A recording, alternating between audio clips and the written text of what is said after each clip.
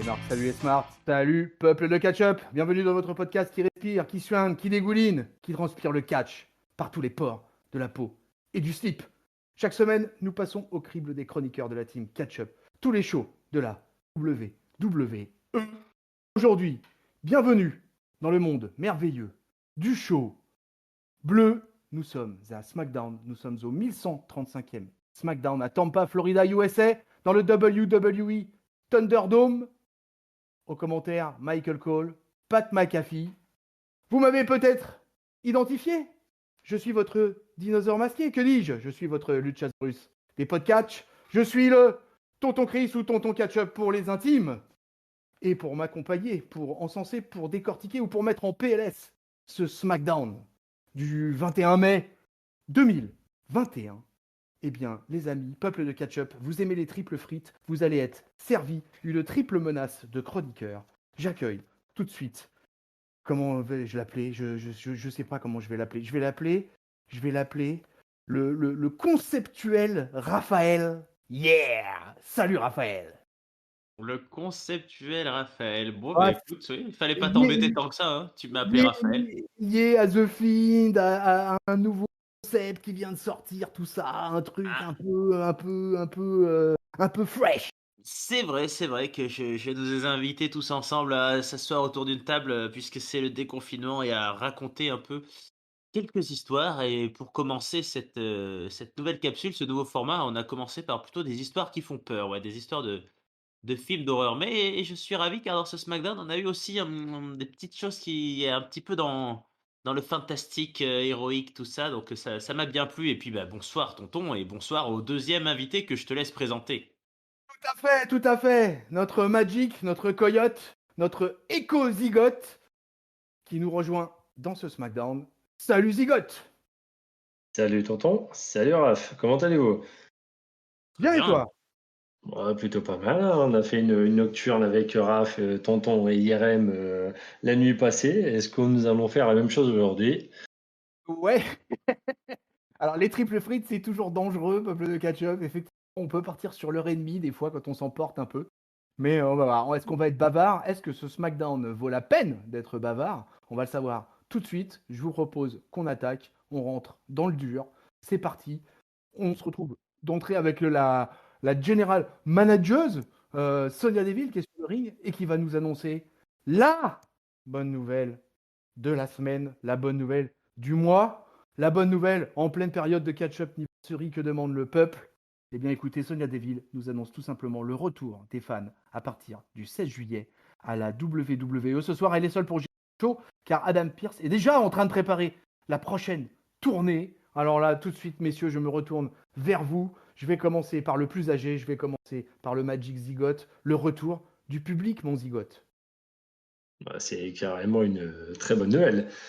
Que demande le peuple depuis plus d'un an maintenant? On a eu un petit plaisir là, de WrestleMania et non là ouais c'est ce qu'on attend. Après est-ce qu'il y aura du public au total? Est-ce que c'est dû à 50% ou autre? Moi je n'ai pas les infos. Est-ce que tonton ou Raph avez-vous les infos pour ça? Oh, Raphaël, hell yeah, non? Non, moi je n'ai pas d'infos sur les jauges, ou sur les réservations ou tout ça, je ne sais pas, tout ce que je sais, c'est que c'est fait effectivement une très bonne nouvelle. Une nouvelle qui arrive, juste après qu'on nous avait annoncé, Hell in a Cell casé avant, Money in the Bank. Donc maintenant on comprend mieux pourquoi effectivement, puisqu'en fait, le premier show avec du public sera un SmackDown, mais 2 jours après, ça sera déjà le pay-per-view à la mallette. Petite surprise pour ma part sur, l'origine, enfin la destination pardon plutôt, parce que c'est vrai qu'on aurait pu se demander, 1er show avec du public, mais où, quand, comment, dans quel antre du catch on allait pouvoir le faire? Bon, on part au Texas. C'est pas tout à fait la région que je préfère, c'est pas forcément la région où les fans sont les plus agréables, mais bon, voilà, pourquoi pas? Ça aurait pu être à Stamford, à Chicago ou je ne sais où. Ça aurait pu être en Floride d'ailleurs pour les fans de Floride, mais voilà, c'est le Texas et ben, ça sera le Texas. Ça ira quand même. Bon, écoutez, moi je suis ravi, ravi. Je vais prendre mon mal en patience. 2 mois à patienter avant le retour des arènes avec du public. Alors la jauge, je ne pourrais pas vous dire beaucoup pour l'instant. On verra ça au fur et à mesure des informations. Il va y avoir encore du temps, il va y avoir encore des infos.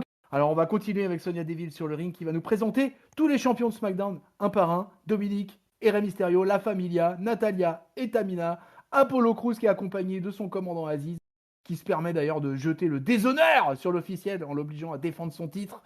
Et Bianca Belair, et bien sûr Roman Reigns, représenté par Paul Heyman. Alors là, notre avocat favori que le terme champion est un bien grand mot pour ces personnes présentes sous le petit tronc là.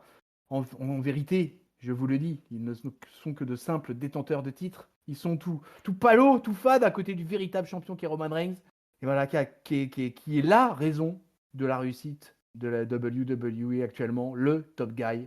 Donc Roman Reigns, il viendra pas à la parade pour se mélanger avec les autres. Il viendra quand il voudra. Alors là, écoutez, je ne peux m'empêcher de faire un petit voyage dans la langue de Shakespeare, en l'occurrence dans la VO, parce que cette promo de Paul Heyman à propos des champions qui étaient sous le titre en tronc, c'était quand même quelque chose. Et en anglais, ça donne un These people on stage are title holders. Roman Reigns isn't a title holder. He's a champion. I fucking love Paul Heyman. Ah, j'avais pas noté qu'il avait dit ça à la fin. Quand il est comme ça, et le fait qu'il arrive derrière le champion, un peu en mode boxeur, là, avec le haut de survêtement Roman Reigns et la ceinture derrière sa tête, avec le Heyman qui parade. Voilà, c'était le moment. Au moment de clôturer la séquence, avant de vous passer la parole, il y a Bayley qui va venir interrompre Sonia et qui va taper un scandale parce qu'elle n'est pas invitée, alors que c'est elle qui porte le show depuis des mois et des mois et des mois. Elle va se moquer d'à peu près tout le monde en exigeant de Bianca Belair qu'on lui retire le titre, rien que ça, parce qu'elle a triché à ce moment. Bianca, elle veut intervenir, mais elle se fait attaquer par Nia Jax et Shayna Baszler. Natalia et Tamina viennent à la bagarre générale, et ça va nous emmener sur un trios match, mais on en parlera après. Messieurs, plein d'infos. Raphaël, il s'en est passé des choses. Ouais, moi j'ai trouvé ça vachement bien cette idée de temps en temps, parce que la WWE c'est une course permanente, c'est formidable le catch, c'est le mythe de Sisyphe presque, c'est de la Grèce antique, c'est qu'en fait dès que tu es champion, tu dois défendre ton titre et jusqu'à ce que tu sois plus champion, donc en fait c'est d'ailleurs bien représenté par le titre 24/7 de R-Truth, c'est quand est-ce que tu savoures en fait. Et là j'ai trouvé ça vachement bien de faire une petite pause et puis qu'on regarde tous ces champions, en plus c'est vrai que on est dans un alignement un peu particulier où il y a des champions vraiment identifiés. Voilà, il y a les Brothers and Sons avec les Mysterio, il y a Tamina qui est championne pour la première fois de sa carrière à la WWE depuis X temps, Apollo Crews qui a quand même une personnalité, une gimmick qui est vraiment assez hors du commun. Donc j'ai trouvé ça vachement bien et je suis pas peu fier de moi parce que sur le Discord de Catch Up, ça fait plusieurs fois que des personnes chagrinent un petit peu du Paul Heyman silencieux et je disais, à mon avis, c'est ça qui est encore plus fort, c'est qu'il dit rien. Il est derrière Roman Reigns, il fait les gros yeux, il est tout écarquillé, il fait le mielleux, il fait un petit peu le De Funès, là, à se frotter les mains. Et puis un jour, il va venir et il va claquer une grosse promo. Et là, il a fait ça, il est venu, il a claqué une très bonne promo. J'ai trouvé ça hyper bien trouvé parce que c'est vrai que c'est pile le genre Après le de, ding ding ding de la semaine dernière déjà. ouais, c'est le genre de critique qu'on peut faire au monde du catch quand on découvre ça de l'extérieur, de dire mais ils sont tous champions en fait. Et puis bah là, il a dit non, il y a un seul champion et c'est ça qui est fort. Il y a un truc qui m'a surpris par contre, c'est que Paul Heyman arrive sur l'ancienne musique de Roman Reigns, sur le dun dun. Et ça, je me suis dit merde, ils ont pas déjà abandonné la super nouvelle musique. Bon, a priori, non, c'est peut-être juste la musique d'entrée de Paul Heyman, c'est bizarre. Mais j'ai trouvé le segment très bien, à ceci près que j'avoue, même si on va décrire le match qui a suivi et qui était pas si mal, quand je me suis dit, tiens, tout ça, ça finit sur un 3 contre 3 qui a pas grand intérêt. Bof. Mais j'ai trouvé l'ouverture assez forte en intensité, à la hauteur bah voilà, de l'annonce principale qui était le retour du public, donc ça, c'était cool. Zigote. Oui, un peu pareil que vous deux, dans le sens où c'est bien aussi de temps en temps de rappeler qui sont les champions du show bleu, parce que c'est pas forcément sont pas toujours des suiveurs aguerris qui regardent SmackDown. De temps en temps, celui qui tombe comme ça par hasard sur le programme, il se dit ah tiens ok c'est telle personne, puis ça donne un peu la perspective effectivement sur l'avenir du retour sur les routes avec le public. Et puis, effectivement, c'est vrai qu'on n'entendait plus trop parler Iman, mais Iman, dans son style très caractérisé, où c'était très efficace. Et la petite phrase, comme tu l'as annoncé avant de nous donner la parole, qui était voilà, très très très efficace. Du coup, ça nous emmène sur un trios match. Bayley, Nia Jax, Shayna Baszler versus Bianca Belair, Natalia, Tamina. Elles vont avoir 10 minutes 20 pour l'opener in-ring de SmackDown, les filles. Donc, moi, j'ai pris ça un peu comme un tag team playa SmackDownesque finalement. On était limite pas loin du temps de Teddy Long en faisant un truc comme ça. Ça sortait d'une petite bagarre sur le segment, donc c'était plutôt pas mal. Euh, Match qui veut finalement être assez classique parce que j'ai envie de dire qu'on est presque dans du classique maintenant puisque c'était certainement le 656 entre ces filles, en particulier entre les quatre de la Tag Team Division féminine. Donc tout va y passer à peu près. Bayley toujours dans une cheveux assez... Bayley, elle va perturber Natalia en remontant. Ça va permettre à Shayna Baszler d'appliquer son Kirifuda Clutch sur la Canadienne pour la faire abandonner. Victoire des Heels. Victoire de Shayna. Shayna, je crois que ça faisait un moment qu'elle n'avait pas fait abandonner quelqu'un comme ça. Vous me redirez si je me trompe ou pas. Pas mal pour les filles pour un match d'entrée zigote. Ouais, pas mal. Après, ça commence à être un peu long l'histoire avec Shayna Baszler, Nia Jax, Tamina. Ça fait plusieurs semaines qu'on se les coltine. Après, le match était plutôt correct. Moi, Effectivement. Oui, vas-y. non, je disais juste, j'attends le split, moi, en fait. Oui, t'es comme moi. Je crois qu'on est un peu tous les deux sur la même longueur d'onde. On aimerait que Shayna Baszler retrouve sa gloire d'NXT, où elle était destructrice. Alors, effectivement pas la meilleure au micro, mais qui en a imposé quand elle arrivait, puis qu'elle cassait des bras. Et c'est ce qui manque. Je trouve qu'il serait peut-être temps de la retrouver, comme elle était arrivée à l'époque dans le main roster, de retrouver cette gimmick et pas plutôt le faire valoir de Nia Jax, parce que c'est plus à quoi ça ressemble aujourd'hui. C'est Raphaël quand il est revenu au périple, parce que sa réputation le précède jusqu'au Machu Picchu, notre ami Raphaël. Et quand il était revenu pour la review d'un Elimination Chamber où Shayna Baszler avait cassé la gueule à tout le monde, sans exception, pour gagner l'Elimination Chamber. Et à l'époque, on disait dans cette review, parce que comme on est en plein catch-up anniversary, j'ai fait beaucoup de travail d'archives ces derniers temps. Et voilà, Shayna Baszler. Et là, on la voit où on en est en mai 2021, mon bon Raphaël hier. C'est plus tout à fait la même limonade. C'est pas la même chose effectivement, mais je sais pas, moi, contrairement à vous, si j'attends le split parce que je trouve qu'elles se sont bien calées dans cette division tag team. Après, peut-être depuis trop longtemps. C'est vrai que ça commence, elles ont peut-être un petit peu fait le tour de tout ça.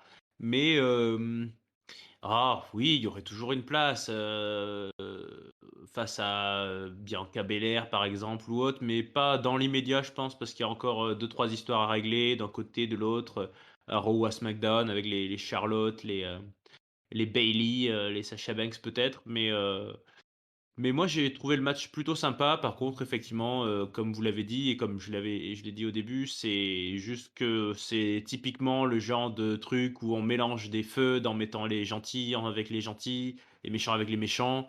Et en fait, bah, victoire des méchantes, c'est cool. Mais honnêtement, les gentils auraient gagné. Dans une semaine, il se passe la même chose et le programme change pas. Donc, voilà, c'est un petit match d'ouverture qui met en appétit. Mais pas. Je suis pas mécontent de l'exécution, surtout de la victoire effectivement de Shayna Baszler. Je trouve ça pas mal que les championnes passées perdent pas de suite leur momentum et qu'on mette un peu les deux équipes, Natamina et Shayna Baszler, Nia Jax, encore à, on va dire, à niveau de force équivalent, quoi. Parce que là, s'il y a un rematch, tout est encore possible. On peut noter que Tamina a quand même un momentum depuis Chambon. J'ai vu pas mal d'images assez émouvantes de quand elle est venue backstage après la victoire pour le titre. Et en ce moment, elle a bien tout le locker room derrière elle. Et c'était cool. Et je suis totalement d'accord avec toi sur le principe que cette victoire des heels comme des faces, de toute façon, n'aurait eu aucun impact sur quoi que ce soit. Et que quand on aura fini nous-mêmes la review, on aura déjà oublié qui a gagné ce match. Voilà. Voilà, c'est souvent comme ça que ça se passe. On retourne backstage. Il y aura Kayla Bryson qui va nous faire des interviews. Ça va être un petit peu au fur et à mesure parce que ce soir, il y a un énorme main event qui est annoncé. C'est l'Intercontinental Championship avec Biggie, Sami Zayn, Kevin Owens et le champion Apollo Crews. Biggie, pour lui, c'est sa première opportunité pour récupérer son titre perdu à WrestleMania. Hein. Et ce soir, il va affronter des chiens affamés. mais il dit qu'il va tout donner, il va tout donner. On quitte Biggie, on arrive avec notre ami Alistair Black. Alistair Black is back et il est là pour le chapitre 4. C'est les règles du père, hein, c'est ça, hein, les règles du père de notre ami Alistair Black qui sont gravées dans son corps avec douleur. Et cette douleur est nécessaire pour l'atteinte de son objectif. La douleur ne ment pas car elle est honnête et vraie. Où serions-nous sans la douleur, mes amis? Et il révèle que le père était un être cruel et que les gens aiment vivre dans le déni et le péché. C'est bien vrai, on le sait, catch-up. Et qu'il est temps d'abattre le troupeau, comme on lui a appris. Un Alistair Black menaçant, un Alistair Black dangereux, j'espère, Raphaël. Ouais, un Alistair Black de l'Inquisition. Là, on est en pleine époque Ah oui. médiévale avec les croix du Christ. J'ai trouvé cet épisode-là vachement bien. Le premier m'avait beaucoup plu. Quand Alistair Black, et en plus, voilà, ça faisait un an qu'on l'avait pas vu, on était content. Le deuxième, troisième, bon, ça ronronnait un peu plus. Là, j'ai trouvé que cette idée d'utiliser son corps qui est infiniment tatoué de partout avec des tatouages effrayants pour en raconter une histoire, pour nous faire croire que c'est quelque chose qui dure depuis sa plus tendre enfance. Bah, par exemple, ça sonne vachement mieux que je trouve quand Alexa Bliss veut nous faire croire qu'elle a une peluche qui s'appelle Lily depuis qu'elle a 6 ans. Parce que ça, on y croit pas trop. Mais là, j'ai trouvé que ça prenait tout son sens, qu'il était bon dans l'interprétation. Je sais pas si c'est le dernier qu'on verra de cette série de petites vignettes. Le design est toujours très beau, je trouve. Ils ont vraiment bien shadé. Enfin, franchement, on l'a pas vu pendant des mois, peut-être à cause de tensions. Il était parti piteusement à l'époque où il faisait des cosplays de Jean-Marie Le Pen là, avec l'œil crevé, attaquer Kevin Owens. Mais là, ça sent bon le momentum aussi, je trouve, hein. Parti un peu par la petite porte l'année dernière. Et là, les petites vidéos promotionnelles la première est effectivement pareil, elle était vachement intéressante. Après, il y en a eu les 2, 3 qui ont suivi. C'était un peu plus ennuyeux. Il y a une semaine où on l'a pas vu, mais de souvenir, c'était plus un problème de temps sur le show. C'est pour ça qu'il l'avait pas diffusé. Et celle d'aujourd'hui, enfin celle du show d'aujourd'hui était plutôt fort intéressante. Et oui, il est menaçant, dominant. Après, en espérant que ça soit pas encore une vidéo et encore une vidéo et encore une vidéo et encore une vidéo. Ça, l'avenir nous le dira. Moi, je suis enchanté de revoir le Hollandais de l'affiche. Voilà, il en est à 4 vignettes. Effectivement, je suis comme Zigote, je suis dans l'impatience de le voir entre les. Je suis surtout curieux de voir sur quel genre de storyline il va être emmené et s'il va être dans la course de la ceinture intermédiaire, comment ça va se passer, quelle va être sa position, son positionnement dans la carte. Ça m'intéresse. Et puis de toute façon, j'aime ce catcheur, donc j'attends que du bien de lui. Et je trouve plutôt pas mal. Je préfère, si vous voulez, les chapitres là qu'on a le droit, là, les règles du père, dans ce mode-là, que ce qu'il faisait quand il était du temps où il faisait la cave. Où vraiment il était à la cave et puis il faisait un truc comme ça, là. Pick a Bah là, fight. je trouve que là, c'est beaucoup plus travaillé, il y a beaucoup plus de prod pour nous mettre notre Alistair Black un peu en avant. Mon éternel regret du 2020. Voilà. Du Money in the Bank, ouais. Oui, mon éternel. Pour moi, il aurait dû gagner ce soir-là. Mais bon, c'était une autre histoire, c'était du passé. Ah, il est tombé du balcon, écoute, ça arrive, hein. Eh ouais, c'est comme ça. Allez, on retourne sur le ring avec le roi Corbin, King C'est Corbin. lui qui l'a jeté du balcon d'ailleurs. Oui, d'ailleurs, c'était lui, oui, c'est vrai. Ah bah tu vois, une très bonne transition, parce que c'est vrai que c'était lui, le salaud, qui avait jeté Alistair Black du balcon. Et on avait cru qu'il était décédé. Mais Ouais, non. d'ailleurs, c'est vrai que si on fait le résumé, en 2020, Rey Mysterio et Aleister Black, ils sont tombés d'un building et ils se sont fait crever un œil. Et bah finalement, ça prouve qu'on peut s'en sortir bien hein, dans la vie quand même. C'est un monde merveilleux. Allez, King Corbin, il est sur le ring, il est énervé parce que Shinsuke Nakamura, la semaine dernière, il lui a mis la fève. Il considère que le japonais n'est pas du tout un roi, quoi. Il conduit pas des Ferrari, il porte pas des montres de luxe. Bref, il dit que ce soir, il va le punir et récupérer sa couronne.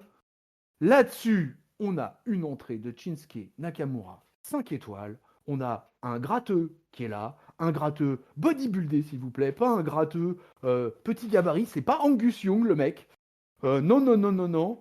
Le gars, en fait, est un bodybuilder qui vient du performance et qui fait partie de la Ligue de développement et de la brande jaune et noire.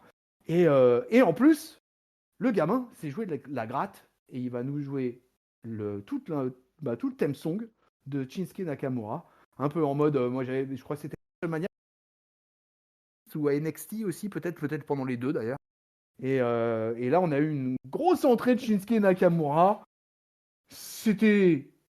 On s'attend à un truc pas possible. On a droit à 5 minutes 20 de match. Et alors, qui va se terminer vraiment en mode weekly WWE, puisque notre ami King Corbin, il va être distrait par Rick Boogs, le guitariste qui s'est lancé dans un solo en reprenant son thème. Donc du coup, il va foirer son End of Days sur Shinsuke, qui va s'en délivrer et qui va enchaîner par un roller pour la victoire. Victoire de Shinsuke Nakamura. Zigote, tu aimes les guitaristes? Alors, j'aime les guitaristes. Le match, sans commentaire, c'était vraiment pour occuper le milieu de la carte. En revanche, toute la petite séquence avant, l'intro, la guitare, tout, c'est plutôt cool. Après, c'est peut-être le moment de voir à l'avenir un petit battle de guitare en unplugged face à Elias avec, du coup, comment s'appelle-t-il? Rick Boogs. Je ne sais plus exactement son nom. Rick Boogs, c'est ça. Il y a peut-être moyen de faire une histoire avec à l'avenir entre les deux, le guitare électrique contre la guitare sèche. Ouais, Elias versus Boogs. Raphaël hier, ça te dit ça comme rivalité? Je sais pas si cette rivalité me dit, par contre j'ai trouvé ça assez rigolo et assez inattendu et c'est vrai que bah donc tu m'apprends quelque chose sur l'origine de ce garçon. Moi je me suis dit tiens, on dirait bien un catcheur de développement vu son style et tout ça, mais il avait l'air T'avais eu le pif déjà. Le pif, bah oui, puisque tu te dis, ah oui, c'est peut-être un mec ouais, de je le développement. ouais, je sentais un truc comme ça, mais j'étais pas sûr parce que je l'ai trouvé vachement à l'aise au micro, hein. Pour un mec de développement ou autre, il a assuré grave, j'ai trouvé. Son entrée, sa musique, tout ça, ça matchait bien avec Nakamura, c'est cool. Le match assez classique, court. Bon, on a dit l'un comme l'autre font pas des étincelles malheureusement à la WWE. Corbin, je trouve qu'il est à peu près à sa place légitime, hein, low card, mid card quand même. Après, je me suis dit, et si on avait une feud qui devenait un peu plus intense physiquement et que du coup, il y avait quelqu'un qui revenait, je sais pas, Adam Pearce ou autre, et qui disait, tiens, bah, pour régler ça, on n'a qu'à refaire un tournoi King of the Ring pour en avoir un nouveau. Et ça pourrait être peut-être l'occasion parce que je trouve que, je sais pas, Corbin, dans cette gimmick King Corbin, il est un peu installé, mais c'est pareil, c'est peut-être le tour de quelqu'un d'autre d'être devenir un petit King. Enfin, je trouve que le tournoi King of the Ring, à chaque fois, quand le mec gagne, il devient King. Voilà, on avait eu bon, bah, King Booker, King Wade Barrett et tout. Et bon, quand ça traîne en longueur, on dirait que les mecs sont un peu coincés. Là, se bagarrer pour savoir qui a la couronne, c'est pas ouf. Par contre, si ça pouvait donner un petit tournoi, tiens, pendant qu'on a encore 2 mois sans public, un truc qui nous met un petit peu en jambe à SmackDown, ça pourrait être rigolo. Bah, tu m'as retiré les mots de la bouche, parce que j'allais dire que finalement, ouais, tout ça c'était de la mid-card, et que le seul truc, le point positif que je pouvais trouver là-dedans, c'était effectivement si ça nous augurait de relancer le King of the Ring. Alors comme la WWE a chamboulé tout son agenda, pourquoi pas un King of the Ring? Alors moi, je suis partisan du King of the Ring qui se déroule dans les weekly et qui se finit en climax dans un pay-per-view avec la finale, voire les demi-finales et la finale. Comme toi, Raphaël, par contre, je n'adhère pas au truc de et je te pique ma couronne et je te reprends ma couronne et je te repique ma couronne et on est rigole et c'est sympa. Non, ouais, non, moi ça me va pas. Il faut autre chose. Il faut impliquer d'autres catcheurs et voilà, c'est de la low mid card. Il y a du monde dans le roster de. On enchaîne. On passe à Jimmy Uso qui rejoint Sonya Deville en backstage. Il demande un match avec son frère. Sonya Deville, elle paraît un peu surprise vu les tensions, quoi, mais elle dit que voilà, Jimmy il a confiance en son jumeau, il veut un match contre les Street Profits. Ce soir, Sonya dit que pour un match pareil, bah, il faut d'abord en faire la promotion, comme catch-up sur Twitter et Instagram, et on l'annonce pour la semaine prochaine. À ce moment-là, Roman Reigns fait son entrée avec Paul Heyman et Jey Uso. On nous voit une petite promo en coulisses de Kevin Owens qui nous dit qu'il va cogner très très très fort Sami Zayn ce soir, qui ne se souviendra plus de rien, et qui va enfoncer le sceptre d'Apollo Crews dans d'accord, dans son culte, il assure que ça sera lui le champion intercontinental ce soir. Pendant ce temps-là, Roman Reigns va nous expliquer qu'il est humble et qu'aujourd'hui il va laisser Paul Heyman parler à sa place. Là-dessus, Paul Heyman va repartir dans une promo où il va récapituler tous les accomplissements de la tête de la table depuis son retour de SummerSlam. Donc vous imaginez bien que ça a été un peu long. Chasser le Fiend. Tiens, le Fiend, on en a parlé il n'y a pas longtemps à Catch Up. Survivre à un handicap match contre Daniel Bryan et Edge. La de Jey Uso, l'humiliation de Kevin Owens, bref, la totale. Reigns, il a battu en plus le lutteur le plus technique de la fédération, le Cesaro. Il demande au chef tribal s'il peut faire encore quelque chose pour lui. Reigns, il lui ordonne d'aller chercher Jimmy Uso, mais c'est Cesaro qui va débarquer. Le Suisse, il lui dit qu'il cherche Seth Rollins. Ah bon? Mais qu'il veut d'abord assurer un autre match de championnat à Hell in a Cell. Attention, on va parler booking Hell in a Cell. Roman Reigns se marre un peu. Seth Rollins arrive par derrière et malgré l'intervention des officiels, Seth Rollins il arrive à coller 2 curve stomp sur son ennemi du moment et du coup on est obligé l'ambulance pour emmener le lutteur complètement KO. Sarah Schreiber elle va demander l'acharnement de Rollins, mais qu'est-ce que c'est que ça? Il faut donner des explications, la France veut savoir. Et Rollins il dit je sais pas, je suis comme possédé, je suis comme enragé. Il va croiser la civière de Cesaro, il va hurler dessus qu'il l'a bien cherché, qu'il mérite tout ce qui lui est arrivé. Waouh! Alors, ça s'est envoyé dans tous les sens. Mon ami Zigote, Roman Reigns, les Usos, c'est Seth Rollins, Cesaro, ça s'envoie de partout dans le main event de SmackDown. Ouais, il y en a partout. Comme d'habitude, le Reigns puant à souhait, en mode j'ai éclaté la tronche à tout le monde. Il y a plus personne il y a toujours personne qui m'arrive à la cheville. L'intervention de Cesaro qui arrive pour dire oui, en gros, j'ai quelqu'un d'autre derrière, mais je vais m'occuper de toi après. C'est un peu compliqué, même si c'est pour rappeler ce qui s'est passé à la fin du pay-per-view de WrestleMania Backlash. Je me pose des questions sur toute cette histoire, parce que, comme tu le dis, il y a beaucoup de monde autour de ça. Alors, que ce soit pour la ceinture ou autre, il y a des histoires de famille avec Reigns et Jimmy et Jey Uso. C'est Rollins qui revient pour se venger de Cesaro, qui lui dit que c'est de sa faute, qu'il est devenu comme ça ou autre. Pareil, ça fait beaucoup de feuilles entremêlées qui, moi, peut m'intéresser. Et est-ce que ça pourrait peut-être pas, parce que Hell in a Cell, c'est pas encore pour maintenant, il y a quand même encore quelques semaines avant le pay-per-view. Est-ce que ça pourrait pas emmener peut-être sur où tout le monde se mélange pour une ceinture, une sorte de triple threat, fatal four-way, avec un Jimmy ou un Jay, un Reigns, Cesaro, plus Rollins qui pourrait s'amener à la danse. Des Innocel plus que 2, ça arrive rarement et ça pourrait me botter si ça partait dans ce sens-là. Raphaël Liet, c'est un soap opéra, le main. Moi, je suis assez d'accord avec Zigot que c'est un peu étonnant tout ce bordel avec beaucoup de monde. Et honnêtement, autant j'adore la plupart des individus qui sont là, évidemment Cesaro, la classe, Roman Reigns, toujours dominant, extraordinaire. Autant je trouve que l'exécution là, comment c'est réalisé, ça me plaît pas trop. Et on parlait de Aleister Black qui était sorti par la petite porte l'année dernière. Et ben Aleister Black l'année dernière, je sais pas si vous vous souvenez, Kevin Owens, il était en feud contre Seth Rollins, je crois justement. Aleister Black, il le tirait un peu par derrière en mode non, moi je veux être encore en feud avec toi. C'était un peu bizarre. Il y en avait un qui avait l'air de pas vouloir être dans la feud. Et là, c'est un peu l'impression que ça me donne, c'est-à-dire Cesaro, il arrive, c'est bien, il demande un rematch. Alors déjà, ça m'a un peu dérangé, il a dit at Hell in a Cell, donc ça veut dire au pay-per-view. Et s'il demande un match au pay-per-view Hell in a Cell sans dire moi je veux un match en cage contre toi, c'est un peu dommage. Et j'ai pas l'impression qu'on soit. Enfin, on va voir, je me trompe peut-être, mais qu'on parte vers un Hell in a Cell pour Cesaro et Roman Reigns. Ensuite, j'ai trouvé que l'arrivée de Rollins, elle a été mal faite. Je sais pas si vous avez remarqué, mais je sais pas, je crois qu'il a évité le caméraman en arrivant. Il s'est un peu chié l'effet de surprise, je trouve, en tapant Cesaro.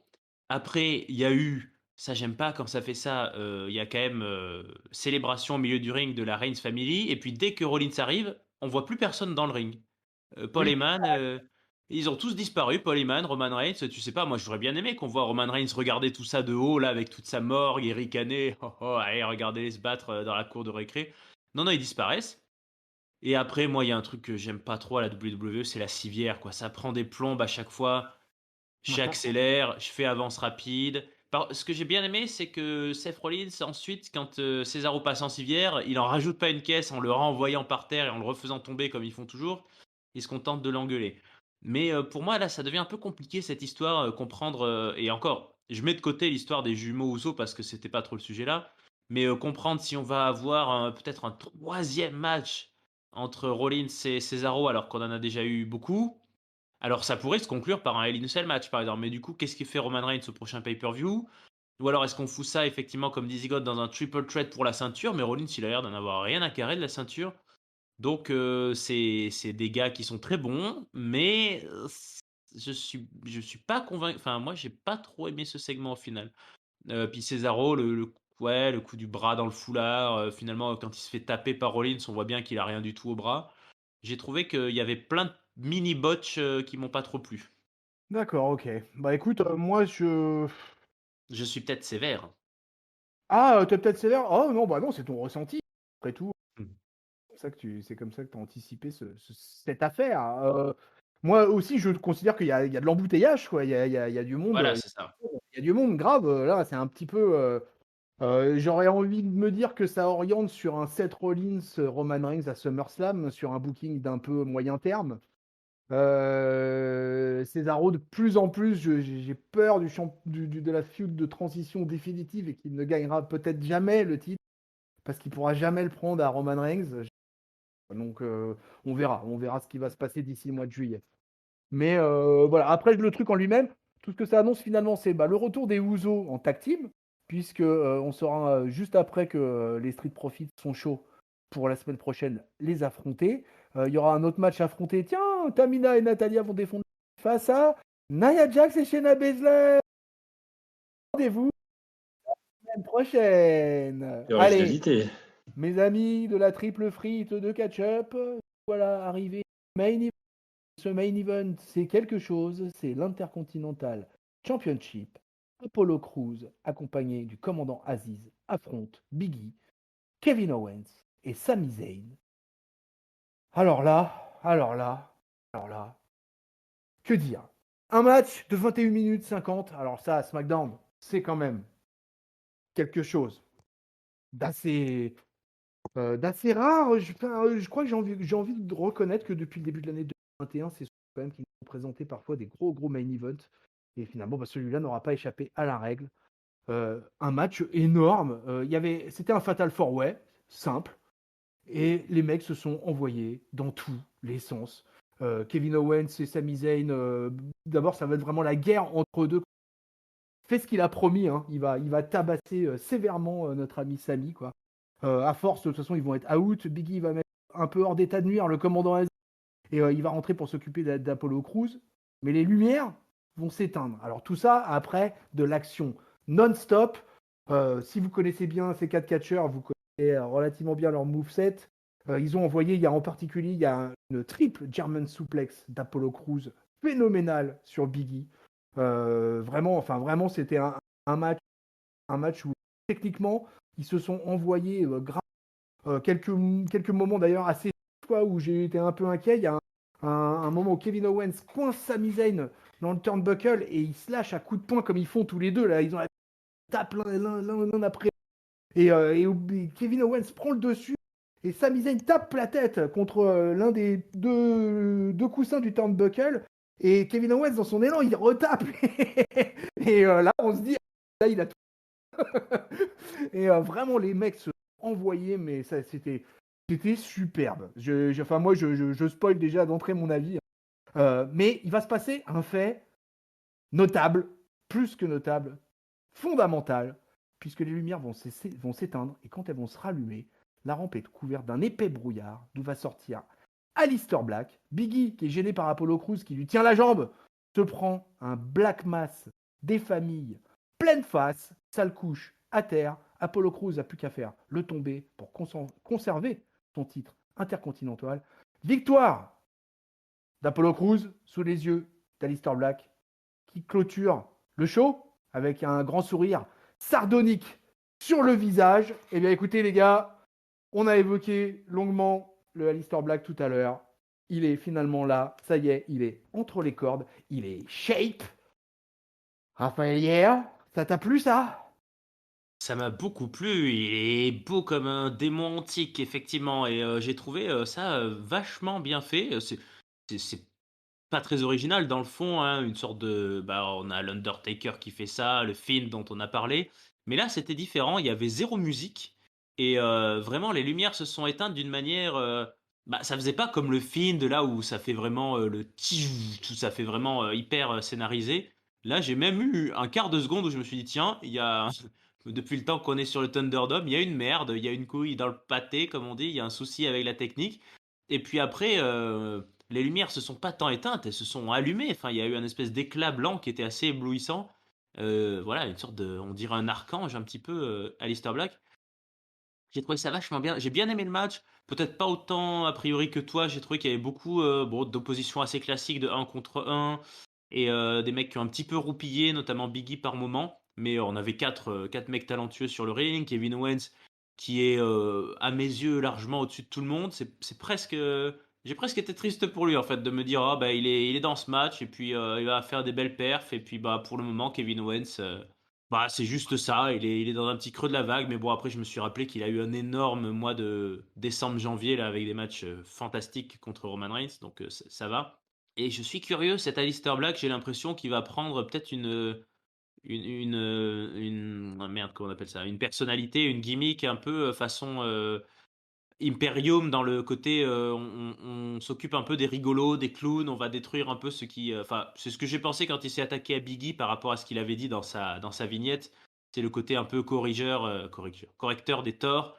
Je me suis dit, tiens, il va s'attaquer au Power of Positivity. D'ailleurs, on l'a pas redétaillé, mais j'ai trouvé que la promo de Biggie avec Kayla Braxton était excellente, comme il sait en faire parfois, la totalement survoltée, survitaminée. Donc c'est une bonne feud qui peut s'annoncer là pour Biggie et Alistair Black. Alistair Black. Et drôle de lapsus parce qu'il est pas très rigolo le garçon. Par contre, Alistair Black, à mon avis, il arrive en super shape, il a besoin de gagner une feud. Et si c'est contre Biggie qui est lui-même, le pauvre, on s'attendait à un gros push, il a perdu son titre contre Apollo Crews. S'il resserre d'escabeau à Alistair, c'est un petit peu étonnant. Mais moi, je pense qu'il y a toutes les raisons d'être optimiste pour les prochains mois d'Alistair Black. Et puis, je trouve, je l'ai déjà dit, mais je le redis, le Black Mass, c'est un finisher qui marche d'enfer, quoi. C'est simple comme tout, mais là, le Trouble in Paradise de Kofi Kingston, il peut refaire un tour, hein. Ligote? Ah bah, le Black Mass, ça déboîte les mâchoires plus que le Trouble in Paradise. Pour revenir sur le main event, moi, je suis comme tonton. Moi, je suis vachement preneur de ce genre de combat. C'est plus qu'assez rythmé. Il dessert la marchandise. Et tu vois vraiment pas le temps passer. Parce que pour le coup, quand du coup, tonton t'a dit quoi? 21 minutes et des bourrettes, c'est ça? 1 minute 50, ouais. Ouais, franchement, je n'ai pas vu le temps passer. C'est ce qu'on attend d'un main event de show hebdo, voire ça peut mériter sa place dans un pay-per-view, hein, ce genre de combat. Voilà, le match efficace de bout en bout. J'ai vraiment cru à un moment donné que Sami Zayn allait gagner. Mais non, fausse joie, parce qu'il n'aurait pas démérité non plus. Enfin, de toute façon, tous les 4 catcheurs autour du ring n'auraient pas démérité que ce soit Apollo de conserver ou aux 3 autres de gagner. L'arrivée de Alistair Black, du coup, je l'ai pas forcément vu venir, parce que au vu du début du show, quand on voit la vidéo, ouais, c'était sûrement juste une vidéo promotionnelle et je m'attendais pas forcément à le voir en fin de show. Il arrive en plein main event, du coup, c'est plutôt pour exposition, c'est plutôt pas mal. Il s'attaque à Biggie, donc quand même un gros poisson au niveau catchesquement parlant. Est-ce qu'il va s'intégrer au titre intercontinental ou pas? Ça me paraît un peu compliqué, sachant qu'Apollo est heel et qu'Alistair Black, vu ce qu'il a fait, est heel aussi. Je vois pas forcément de confrontation, ou comme disait tout à l'heure Raph, est-ce que c'est pas Biggie qui va servir de marchepied pour mettre en avant Alistair Black? Qui, moi, ne me dérangerait pas, parce que je ne suis pas forcément un grand fan de Biggie malgré toutes ses qualités, mais ça peut annoncer, présager de très bonnes choses pour l'avenir, et c'est un grand plaisir de le revoir enfin Moi, je pense sur qu'on un va peut-être ring. avoir un glissement de feud et Kevin Owens va peut-être devenir le rival principal de Apollo Crews. parce qu'il faudra bien un rival face. Et alors, je sais pas ce que deviendrait Sami Zayn dans l'histoire, mais et qu'on aurait Biggie, Aleister Black en rivalité.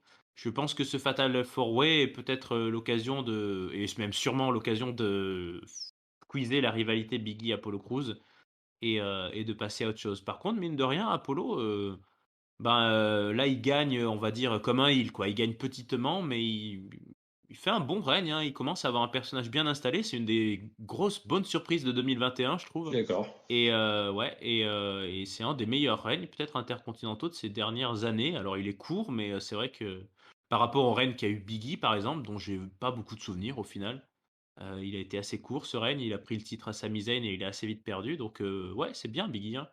C'est bien Apollo Crews, pardon. Pfff, il y a trop de monde là dans cette histoire. La fin justifie les moyens pour Apollo.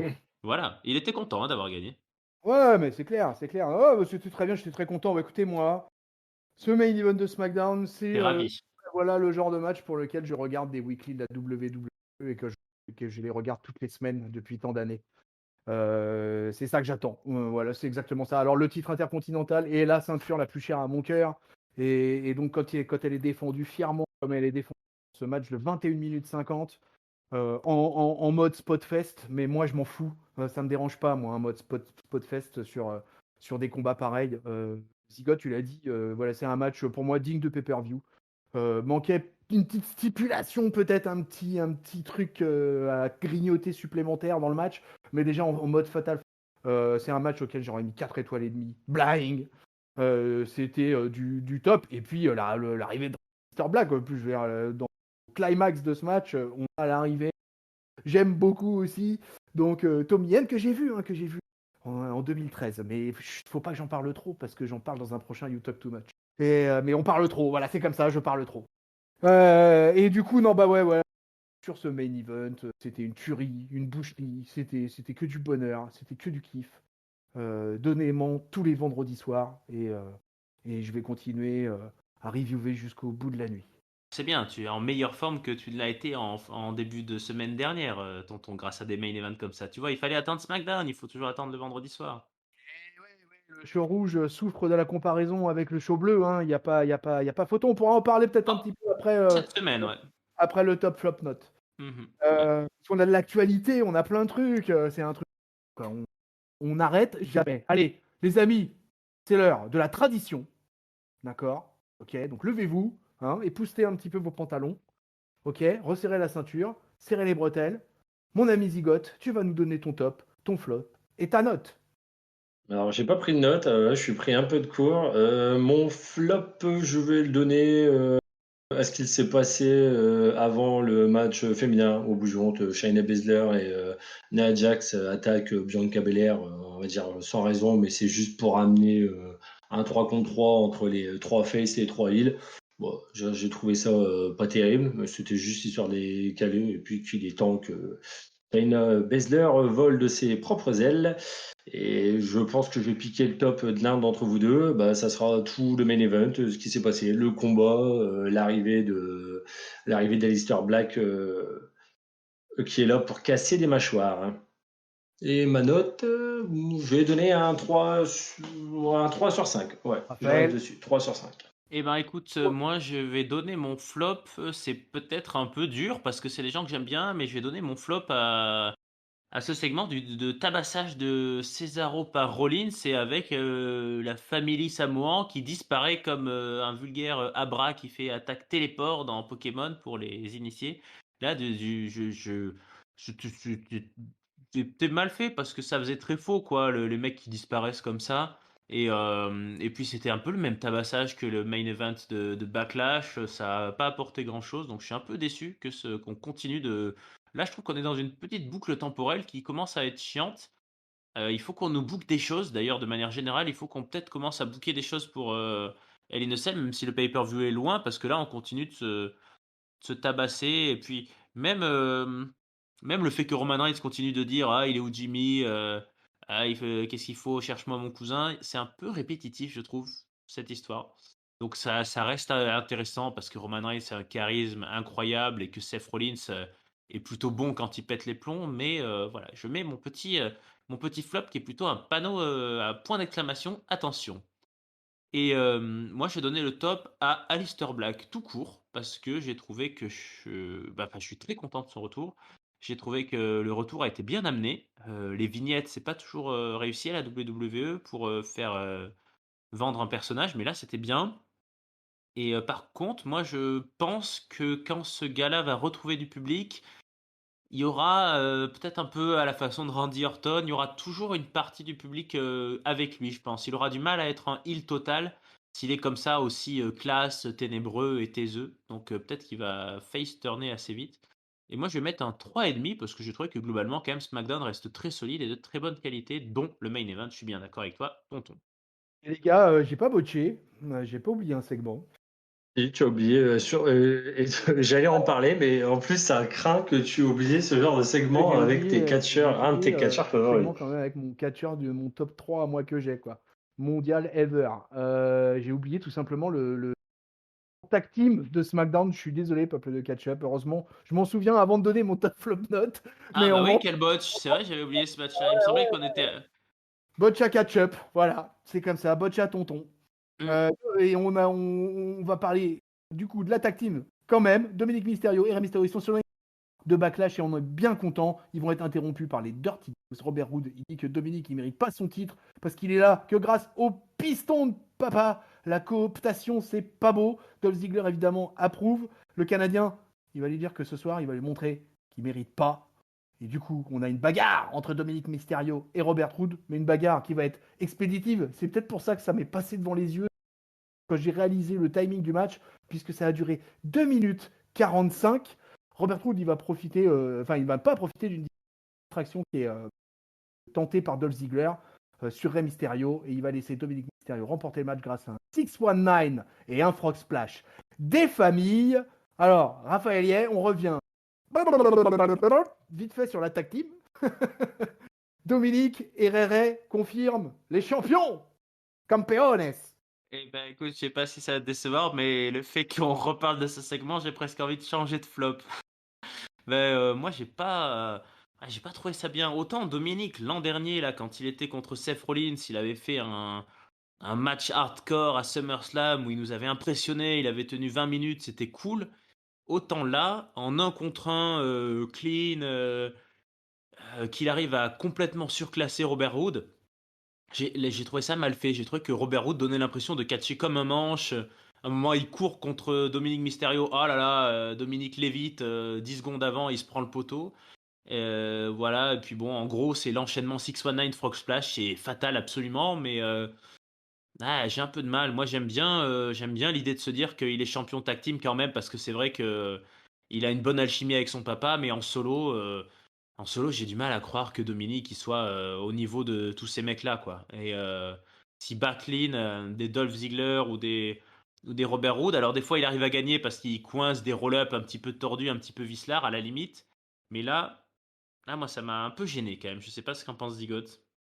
Je pense pareil que toi, dans le sens où ça m'a gêné quand on revoit le match en pay-per-view de WrestleMania Backlash, où au bout du compte, il arrive, il revient dans le combat blessé parce qu'il s'est fait tabasser un peu en amont du show et où il tient la grappe. Au bout du compte, les deux arrivent à tenir la cadence avec Rey Mysterio qui se fait tabasser tout du long.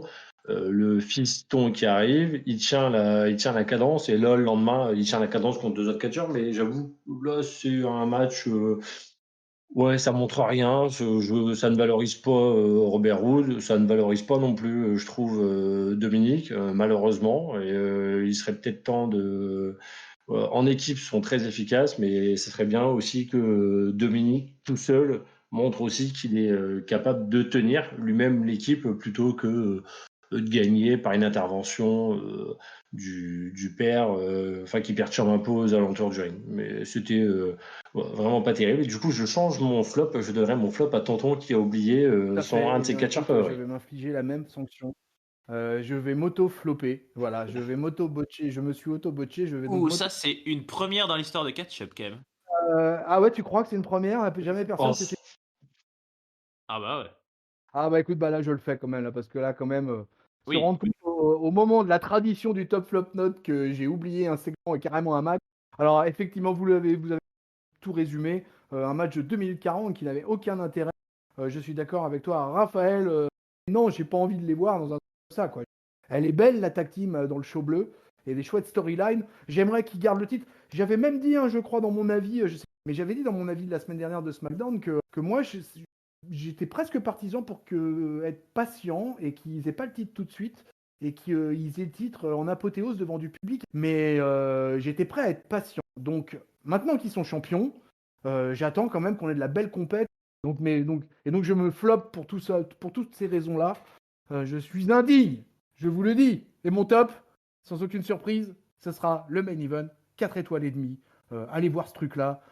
S'il y a un match à voir dans ce SmackDown, s'il y a un truc à voir dans ce SmackDown, c'est ce main event. Biggie versus Kevin versus Sami versus Apollo. Bababam, badaboum. Ainsi s'achève. Et ta note? Ah, et ma note. Ah, Non, bah, mais ma note, il ah n'arrête ouais, mais plus là, de botcher, là. ah ouais, non, mais voilà, là, c'est devenu un running gag.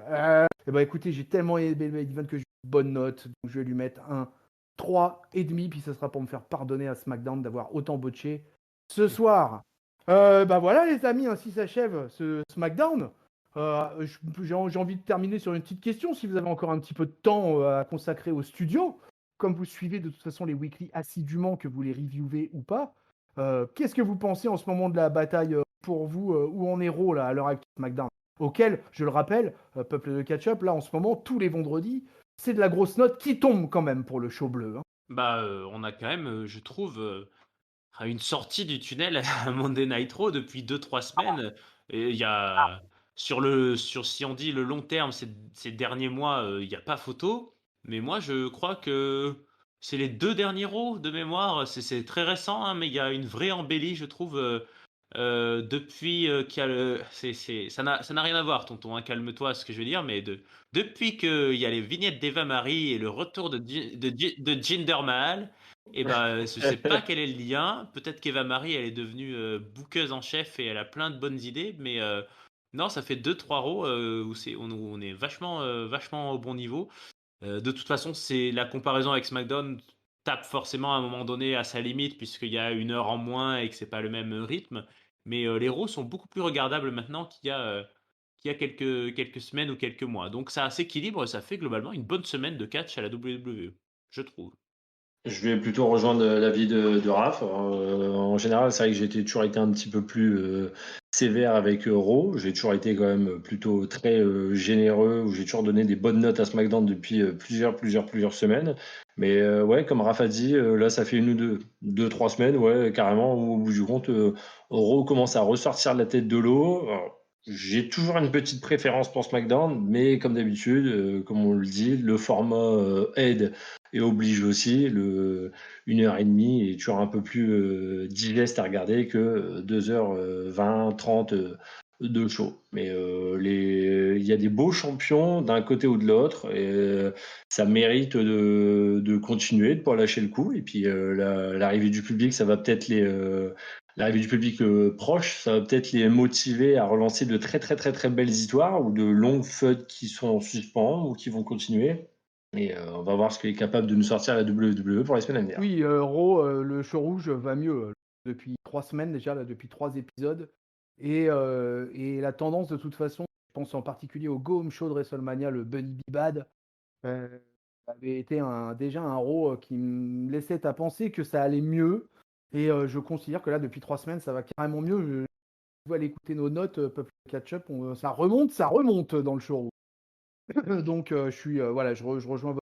Pour moi, SmackDown reste le A-Show à l'heure actuelle. mais, mais ça me paraît assez évident. Alors les gars, lors du comptoir du catch, là j'ai des breaking news lors de la review. On va parler de John Cena juste un instant. John Cena a teasé un retour très très fort, très très fort. He really, really, really wants to go back in WWE. John Cena, zigote. John Cena, le logo de Catch-Up, l'homme logo de Catch-Up, pourrait être de retour. Et tiens, comme par hasard, si c'était au 16 juillet. Ça pourrait être ça pourrait être carrément un gros coup commercial pour la WWE et puis même pour autant. À Raw ou à SmackDown? Bonne question. Bonne question. Peut-être du côté de SmackDown, parce que pour le coup, je ne vois pas qui pourrait en ce moment détrôner Reigns. Autant Bobby Lashley à Raw, il a plus de concurrents potentiels pour le détrôner, je pense. À moins que d'ici là, il y ait un shake-up entre-temps, mais je pense pas que ça soit encore la période. Mais un petit Cena contre Reigns heel pourrait être fort, fort, fort sympathique. Et si tant est que Cena participe au Money in the Bank et qu'il gagne. Et d'ailleurs, si Cena participe à Money in the Bank, a-t-il déjà participé à Money in the Bank? Ah bah il en a gagné un, Zigote. Oui, qu'il a perdu, qu'il n'a pas réussi à cacher. C'est ça. Raphaël, Je suis comme papy, trou de mémoire. Bah, tout dépend ce que ça veut dire. Il a très très envie de revenir. Est-ce qu'il a très envie de revenir pour catcher pendant un an ou est-ce qu'il a très envie de revenir et puis en fait comme Edge, on le revoit plus depuis. D'ailleurs, petit clin d'œil, l'a dit Roman Reigns, c'est quand même fou. On est un mois à peine après le main event de WrestleMania, le main event Triple Threat, et sur les trois, il y en a deux qui sont pas là. Daniel Bryan viré, kayfabe ou pas, on sait pas trop. Et Edge, on sait pas, il veut visiblement pas venir. Moi, je verrais bien Roman Reigns contre John Cena à SummerSlam, un peu en apothéose, la cadeau de l'été. Par contre, John Cena, si j'ai bien suivi son tweet, il a dit vivement le retour de la foule et vivement que je revienne. Donc effectivement, je serais assez partant comme Zigote et comme toi tu l'as pronostiqué, tonton. Même si c'est le go home show de Money in the Bank et même si Cena ne vient pas à Money in the Bank, ça serait super chouette qu'il soit là au premier SmackDown. Après, John Cena, c'est John Cena, il peut être à SmackDown, il peut être à Raw, on en a rien à foutre, il faut qu'il soit aux deux, mais ça serait super sympa qu'il ouvre, il pourrait même ouvrir ouais, le premier show avec public, ça serait vachement bien. Plutôt façon guest host, comme peut le faire des fois Steve Austin ou autre, mais ça serait une très bonne idée, je trouve. Et puis ça nous permettrait de faire revenir Giscal, ce qui est pas rien. Mais oui, voilà, Giscard is back, Cena is back. Mais oui, comme tu dis, dans les deux shows, allez hop, Raw et SmackDown, il est free agent de toute façon. Ça sera un part-timer. Et s'il vient nous faire quelques bien claqués et s'il vient nous faire livrer quelques petits matchs là, mettre over des jeunes, et ben ça sera parfait. Moi, je suis sûr qu'il est corporate ce garçon. Donc je suis pas inquiet. Je pense que vraiment John Cena, ça serait énorme, ça serait énormissime. Là, franchement, s'il revient cet été là, avec la foule et tout, pour un programme pour SummerSlam déjà, allez, qu'il fasse juste du part-time pour SummerSlam, peut-être après qu'ils se prennent un petit automne sympatoche, un petit hiver pareil, et puis qu'ils reviennent au Rumble 2022. Allez, ainsi s'achève cette édition de SmackDown. Alors, vous pouvez nous trouver, nous rejoindre sur la communauté Catch-Up de Discord, vous abonner à toutes les bonnes plateformes de podcast, Apple Podcast, PodCloud, Spotify, Deezer, Google Podcast. Sur YouTube, actionnez la cloche, laissez des commentaires, mettez des likes.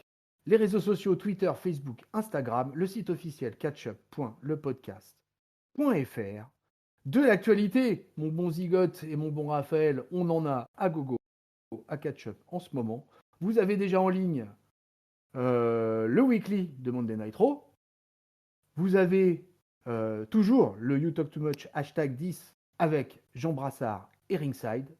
Vous avez également depuis hier ou depuis ce matin, je ne sais plus, non, depuis ce matin, au petit-déj, c'était ce matin. Ce matin est tombé Comptoir du Catch, hashtag première édition, hashtag one, sur un débat enflammé dans un Fatal Four chronique consacré à l'avatar de Bray Wyatt, The Fiend, sur une idée originale de Raphaël Hier. C'est moi. Donc tout ça, c'est en ligne. Là, vous écoutez la review de SmackDown. Le prochain épisode qui sortira sera vraisemblablement un petit catch-up anniversary dont on parle à peine depuis quelques semaines. Ainsi s'achève tout ça, toute cette belle promo. Je n'ai plus qu'à remercier ma triple frite du jour, mon ami, mon Magic Zigote. Des bisous. Des bisous à vous. Merci Raph, merci Tonton et à très bientôt pour le 5 ans de catch-up. Mon Raphaël, pareil, Ouais, des bisous. mais ouais, la prochaine fois qu'on se voit, c'est autour des gâteaux et des bougies. Donc, je vais me préparer, je vais me faire tout beau. J'espère que vous serez nombreux à nous écouter, peuple de Ketchup.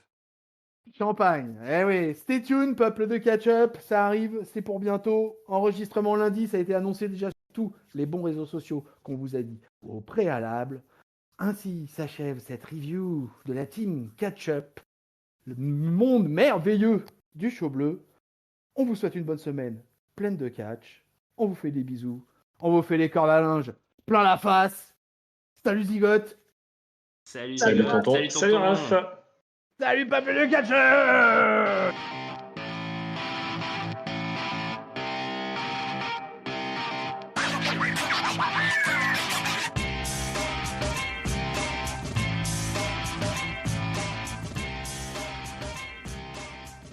C'était la fête du slip, c'était la fête du botch à tonton.